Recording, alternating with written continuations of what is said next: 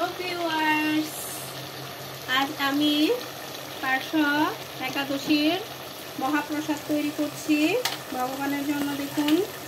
প্রথমে দেখুন একটি ওভেনে পাত্র নিয়েছি,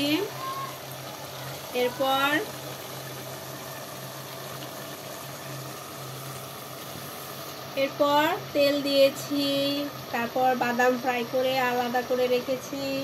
এরপর গোটা গরম মশলা ফোড়ন দিয়ে দিয়েছি, শুকনো মরিচ, এলাচ, দারচিনি, লং, গোলমরিচ, যাবতীয় যত গরম মশলা আছে সব ফোড়ন দিয়েছি, কাঁচা মরিচ ফোড়ন দিয়েছি। এরপর তেজপাতা সব ফোড়ন দিয়ে আমি বিভিন্ন রকমের সবজি কুচি কুচি করে কেটে সেগুলো ফ্রাই করে নিচ্ছি, যেমন আলু, গাজর, টমেটো, শসা, বেগুন, আরও বিভিন্ন রকমের সবজি। এরপর ধনিয়া পাতা, এগুলো সব ফ্রাই করছি। এরপর আগে থেকে সাবু সেদ্ধ করে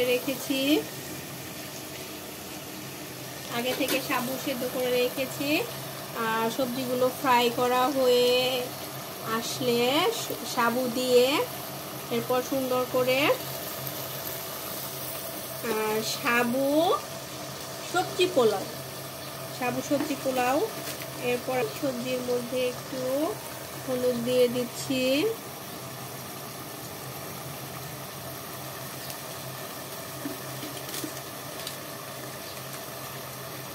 জিরা গুঁড়ো দিয়ে দিচ্ছি,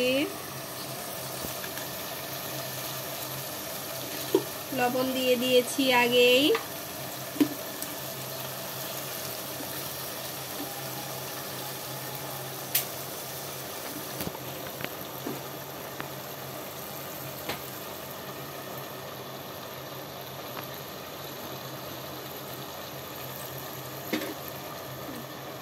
মিশিয়ে নিচ্ছি এখন।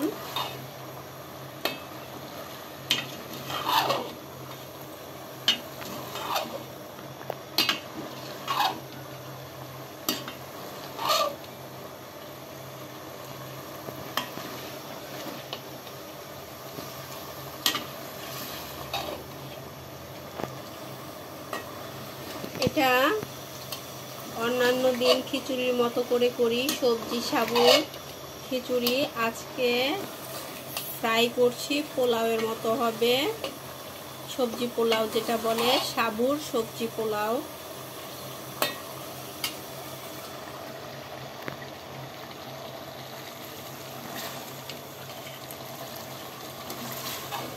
গাইস দেখুন, এটা সালাড।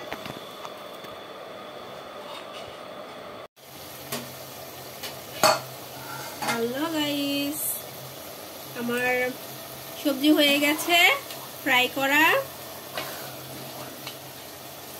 এখন আমি সাবু আর বাদাম ভাজা মিশিয়ে নেব, তাহলে আমার সাবু সবজির পোলাও হয়ে যাবে।